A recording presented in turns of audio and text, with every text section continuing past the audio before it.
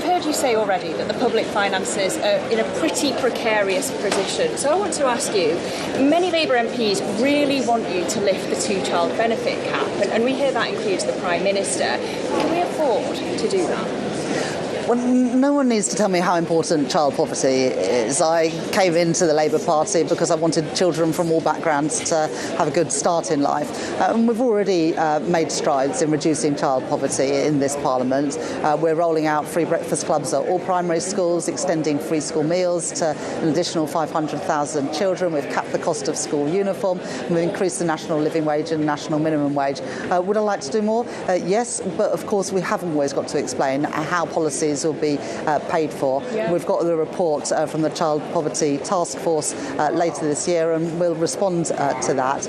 But it is important for all families that the numbers add up, and that's always what I've done as Chancellor of the Exchequer. And that's been a really strong message from you throughout. Does your party, though, understand how important it is to make the numbers add up, stand on the right side of the bond market? We campaigned at the election on economic stability, fiscal responsibility, and we did that for a reason, because it was ordinary working people and businesses who paid the price for the economic mismanagement in the last Parliament, when interest rates went through the roof, when inflation got out of control, when pensions were put in peril.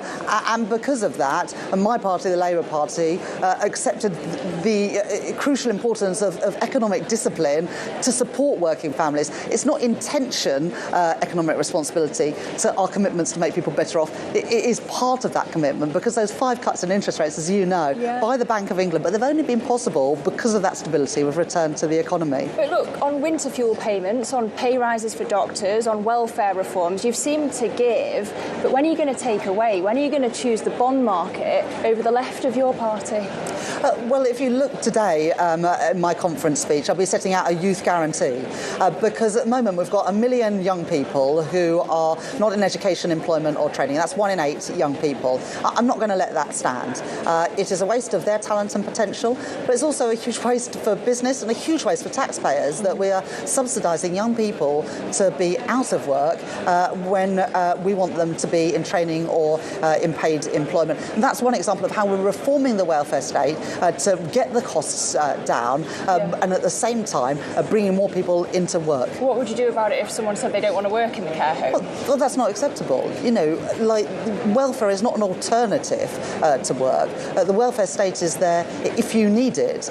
You can't say, oh no, actually I'd rather remain on benefits and take that job opportunity. And that's a really important part of what I'm setting out today. It builds on what the previous Labour government did under Tony Blair with the New Deal for young people, that said there was not an option just to stay on benefits. And that's the same with me as Chancellor. OK, look, I don't expect you to preempt your budget with me, Chancellor, but you did promise business that there'd be no more borrowing and no more tax rises. Is that still true?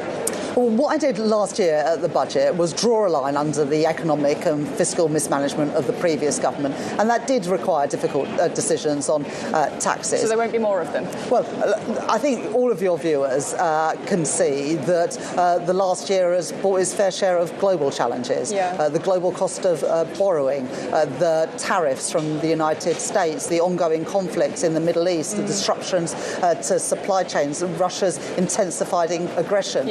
I'm Chancellor in the world as it is, not as the world as I might wish it to be. And I had to respond to those. But those fiscal rules that we set out in the election to pay for day-to-day spending through tax receipts, to get debt down as a share of GDP, to get the deficit down this year, those commitments stand. And I'm also determined to bring down inflation further because I recognise that inflation at 3.8% is still too high. So that is a global challenge as well, but we get that down. Those commitments stand. You say the manifesto stands. In the manifesto you said will not increase national insurance, the basic higher or additional rates of income tax or VAT.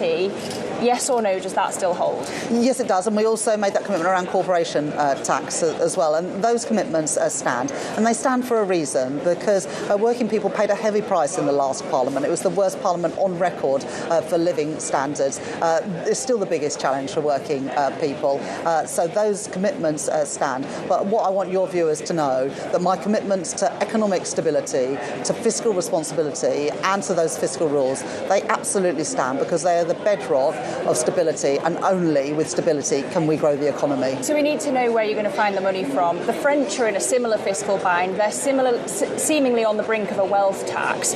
Is it time for a mansion tax here in the UK? I would like to differentiate ourselves from what's happening in other countries around the world. Well, wheels are higher here. Yes, but they have struggled to get a budget through. And we successfully got the budget through last year and the spending review. And many people have said that wouldn't be possible because we had to make difficult decisions. But I'm up for difficult decisions when they are in the national interest, and I will continue to take them. We already tax wealth in Britain with capital gains tax, with inheritance tax. The budget last year, as you know, we got rid of the non-domicile status in the tax system. We put VAT on the school fees. We increased taxes on private jets. We already have taxes on wealthy people in Britain. I don't think we need a standalone wealth tax. And in fact, countries that do have that don't have those other taxes. So I'm not even sure it would work. OK, and there's been growing concern in the city as well that you could target the banking sector for higher taxes. I think we probably shouldn't go through every single possible... What's your message to the city? Well, I think that from both of my Mansion House speeches, the city know how much I value the contribution that they make, both through direct employment and investment, but also supporting the wider economy with an efficient allocation of capital. And the regulatory reforms that I brought in at Chancellor are all about promoting growth and job creation and businesses coming to Britain in financial services. Chancellor, you've also already said that you would be open to just having one OBR forecast per year. You accused Liz Truss, right here on Bloomberg TV, of sidelining the OBR. How is this different? Well, the International Monetary Fund have said that there should be one fiscal event a year, and I committed to that in the manifesto and have done since. I think that their recommendation is a sensible one. That will have to mean changes in the second forecast, but that's not about reducing transparency. That is about better economic policy making, so we're not having to change policy and giving that uncertainty every 6 months for businesses. Okay. Just finally, how much worse do the polls need to get for you to accept that we need to replace Keir Starmer? Keir Starmer got elected with a massive mandate last year. If someone had said 15 months ago that we would be the fastest growing economy in the G7, we'd have 5 cuts in interest rates, we would have done trade deals with the US, India and the EU, that wages would have risen faster in the first 10 months of this Labour government than the first 10 years of the previous Conservative government, I think most people have said, I don't think so, Rachel. We've achieved those things with Keir as Prime Minister, and we'll get on and continue the job.